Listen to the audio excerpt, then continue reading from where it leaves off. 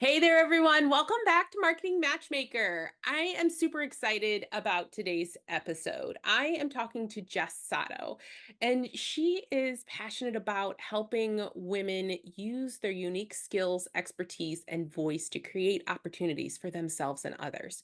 So, what that really means is things around your big ideas. And Jess and I are going to have a conversation all about how you go about doing this, tapping into your big ideas, and more importantly, how Jess might be able to help you, or maybe there's something else you need. Hey Jess, thank you so much for enjoying me for joining me today. Hey, I'm excited to be here. Thanks for having me. I really appreciate this because I think a lot of business owners out there, especially those that are kind of getting their feet wet in the business world, struggle with this concept of a big idea or their messaging or how they're going to communicate to their audience. And I love what you do helping them kind of work through that. So let's start there. What is it exactly that you do for your your clients? Great question. So often, like my clients, similar to yours, these are people who are passionate about the work they do. They tend to be experts in their field. And because of that, they often struggle with being able to like bring all of that expertise down into something that is cohesive and coherent. It's like, oh, I could pull from this, I could pull from this, like I could talk about that. And so what ends up happening is there is like this very scattered message. And from a marketing perspective, that's a real challenge. So the work I do is really helping them pull all of that down into a cohesive, clear, thoughtful, I'll just call it a statement, really, that allows them then to use that big idea as the foundation of the business. And it shapes everything from business operations to their marketing in particular, how they show up, the way they frame their offers, who they serve, the whole kind of package in that regard. So it's like really helping them work through what it is that they are bringing to the table and their unique perspective on that, particularly if they're in industries that there are issues or kind of common beliefs, and you look at it and you're like, no, I don't think about it that way. Like, it's really giving them the opportunity to challenge the narrative, to try to shift the paradigm in whatever industry they happen to be in, using their unique perspective and their thought leadership around that. I love that because I do think so many people struggle a lot with boiling down what they do, right? Mhm. Into a very something that's very simple, especially, and I will count myself in this category of people who spend an awful lot of time in their brains, right? They think a lot about and they know a lot and they're very educated about whatever it is they do, but not necessarily their audience, Yeah. right? Yeah. Yeah. I mean, I do find that like because of that expertise, right? And I'm like you, I'm like in my head a lot thinking about all the different angles. And then what ends up happening is this very convoluted thing. And I'm like, well, why doesn't anybody else get this? It's so Right. obvious in my brain, right? But the reality is most of us have difficulty bringing it down to something that is like this very concrete thing. And I think of like the big idea as sort of like four pieces. It's, what is your expertise? What are you bringing to the table? And that can come from personal or professional lived experiences. What is the experience or the sort of the history of who you are and what you bring to the table? So that's bringing a lot of that like life history into the equation. What are you passionate about, right? If you're not passionate about it, it's going to be very hard to be engaged in the conversation. And then where do you actually see the need, right? We could have like the best idea. We could want to change the thing, but if no one is interested, willing, no one sees that it's actually a problem, then it's going to be hard to move the needle forward. So when we bring all those pieces together, then all of a sudden we're like, oh, this is the culling down and the concreteness of what I can bring to the table, right? Yeah. Yeah. And I think that's the biggest problem because so often business owners have a lot of ideas, right? They can do this and they can do that. And there's so many buckets that their hands are in that they can oftentimes confuse their audience. Mm-hmm. Totally. what is when you are talking to someone like that, like someone who comes in and they're like, I know all the things and I can do all the things. How do you help them kind of streamline that? Like, what's your starting point there? Yeah.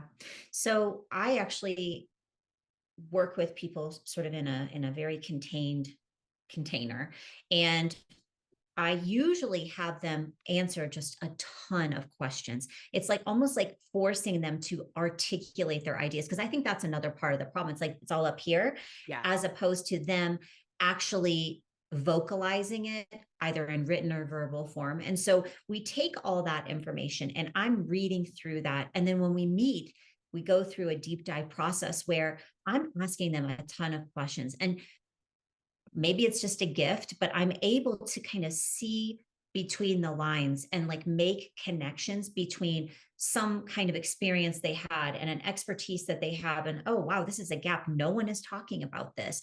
And kind of beginning the process of like bringing these pieces together into what ultimately ends up becoming like a coherent sort of statement about their unique perspective on fill in the blank problem. So, I have a client right now who is in the top 1% of quoted scientists. She is absolutely brilliant. And she could hit so many different angles in the sustainability space that she happens to be in. And so a big part of our work has been helping her narrow down like what is her particular perspective, what is the area of focus that she uniquely wants to tackle, and then building her messaging and her marketing and everything around that, opening the door for additional visibility, et cetera. So it's really like having someone look from the outside in a unbiased, supportive way, and like really just like digging in, kind of getting your fingers into the pot and massaging those ideas into something that's coherent. And the other thing I'll say about that process is sometimes there are legitimately more than one core idea. It could be that you have several ideas that are equally valid and unique perspective, and they both are worth bringing them through. So part of that is figuring out, okay, what's the right time, place, audience, et cetera, for this idea? What's the right one for this? And if it's the same audience, okay, how do we bring people on that journey so that they're not confused when we're out there talking about both ideas? It all fits together in a really nice, cohesive way. That's awesome because that was one of one of the biggest issues that I often see with my clients that come to me is that they're like, I do this and I do this and I do this. And I'm Yeah, like, and we can't sell all of those things at right. one time. Exactly. Like that's not Exactly. it's not feasible. It's Yeah. that whole the one thing. Have Mhm. you ever read that book by Mhm. Yeah, Keller? totally. Yeah. So yeah, it's that whole perspective of that one thing. What is the one thing that you do better Mhm. than anyone else so that Yeah. you can really drill that down. So when it comes to working with your clients, where are they usually when they come to work with you? Like what are they thinking? What are they feeling? What are they doing Yeah. from a marketing perspective? Yeah. Great question. So, for most of my clients, I'll say my clients typically are pretty established entrepreneurs or business owners. They've been at it for a while. They've had pretty good traction, have been successful, but they're at that point where it feels like they're bumping up against a wall. It's like they're really trying to have an impact. They're trying to, in some cases, shift a narrative or address a major problem in the industry or globally in some cases, and nothing they're doing is moving the needle forward. It just feels like bam, bam, bam, right? And so what we do is take a hard look at what's happening in their messaging. What are they already talking about, and is this consistent with the larger narrative that they're trying to put out there? And more often than not, it is that confusion. It's like too many messages, too many ways that they could help people. And so again, we're culling that down. So I would say sort of the big things, it's usually people feeling this sense of like, I know that I have more to bring to the table. Why isn't this working? Or this is a major problem and I want to be a part of that conversation. How do I do that? And for most of them, again, it just comes down to, I don't know what to say. I don't know how to frame my expertise. I don't know how to bring my unique perspective forward without it feeling confusing. And so a big part of that work is just helping them simplify their thinking so that it can be carried forward into a cohesive and coherent message from a marketing perspective. Yeah, I love that. I know you're also a speaker coach. Like you Mhm. help people develop their talks so Yeah. they can get on stages. Yeah. Let's talk about that because I think people often overlook speaking when you're Mm. developing an expertise, right? Where like you're the expert in your industry and you're looking to grow your business. I think oftentimes people overlook speaking as a viable option. Mhm. Or people are just scared, or they're like, heck no, I don't want to do it. That Right. is also true. Um, yeah. A lot of people have a lot of feelings about speaking. And in my case, a lot of the people I'm working with do have big social missions. They're very passionate about seeing change in whatever space they happen to work in. And one of the best ways to make that happen and to bring eyes to those issues is by being on stages. And Right. the way I like to think about this is stages of their own making, because for some people, speaking on giant stages either doesn't make sense or is just something that they really, really don't want to do. Right. And it doesn't make sense to force yourself into spaces that are not going to serve you long term, right? Part of being a business owner is that we get to decide, right? So I really encourage people to think about, what is the mission? Who do you need to be talking to? And where are those people spending your time? And we're talking about marketing 101 here, right? Right. And so for some people, that could be speaking to their local networking group, a local community group. For others, it could be speaking at conferences. For others, it could be the TEDx stage. The sky is the limit here. And so I really encourage people to think about, what is it that you really want to say? And what is the right way to get eyes on that idea? For some people, maybe the better approach is writing. Maybe it's a book. Maybe it is actually public speaking. Maybe it's enough to leverage your social channels in some cases. It could be, partnering with other people who are in your industry, power partners, et cetera, who have the access to those organizations. But getting to a place where you can clearly, both verbally and in written format, articulate what your idea is and what you want people to do as a result, I think is a really important skill. And again, that comes back to, are you clear on your big idea? And until you get clear, it's going to make it extra difficult and extra uncomfortable to actually do any kind of visibility kind of activity. Yeah, I agree with that. I think that a lot of people oftentimes they shotgun their ideas, right? Like Yeah. it's that whole spray and pray model where Yeah. if I just throw enough ideas out there, something will stick and I'll run with that, as opposed to coming at it from the perspective that you're teaching them, which is let's start with the idea and Yeah. then we can adjust the messaging as we Totally. go along. Totally.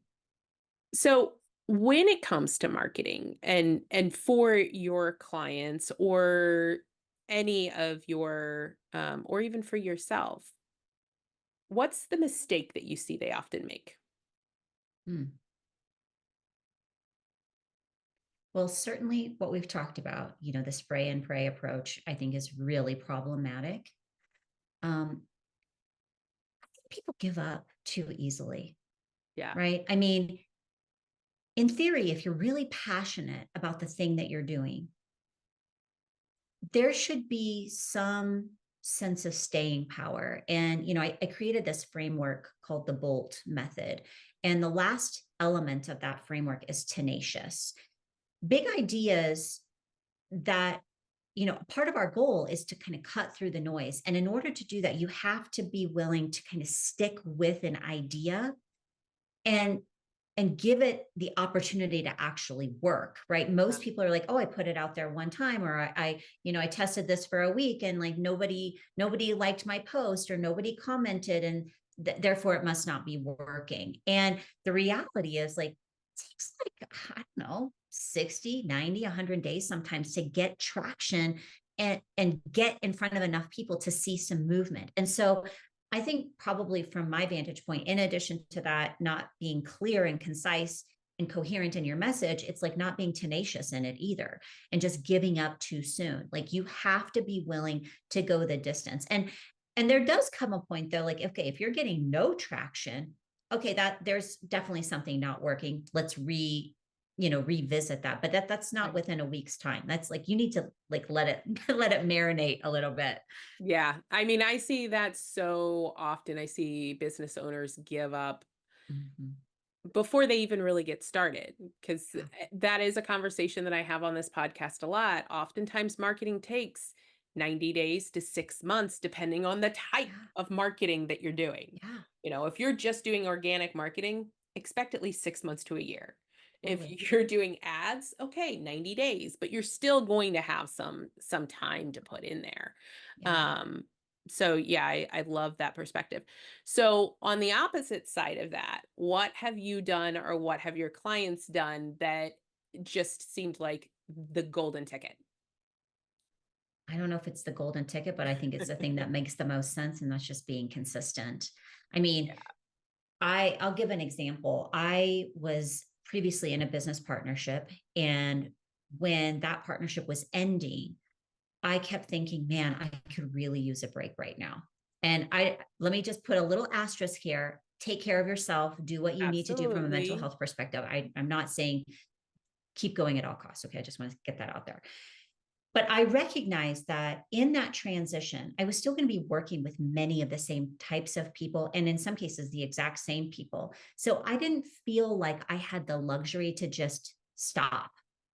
And so for me, I built out a plan that allowed me to continue to show up in a pretty consistent way in the midst of that transition. And that really served me well. And unlike I think a lot of people, consistency has never been a problem for me. And so that's why I think I put a lot of credit toward it because when you show up consistently, even sometimes with a scattered message, people recognize that you're there and that you're a trustworthy person, that you are still in it with those people. And so for me, consistency, showing up on a regular basis, on a regular interval has been really, really effective for me.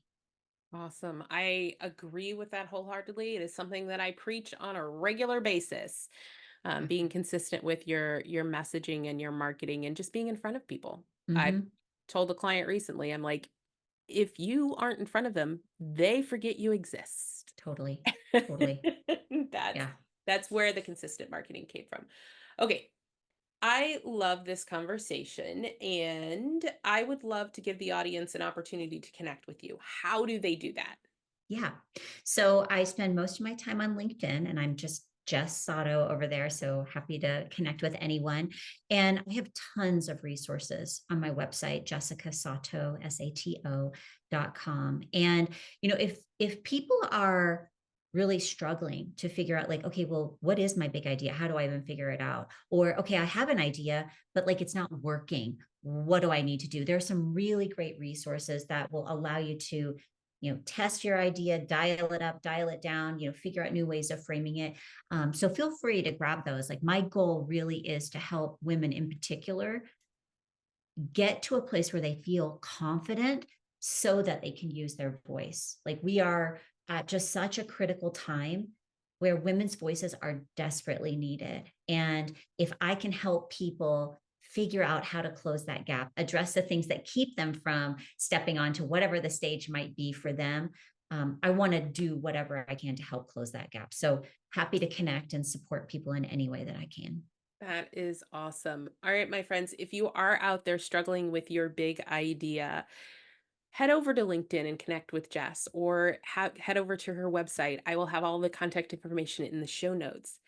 And if you are out there struggling to get your big idea to the next level, to reach those people and those audiences that you want to reach so that you can grow your business, increase your income, and scale your impact, head over to yourmarketingmatchmaker.com and sign up for a free strategy session.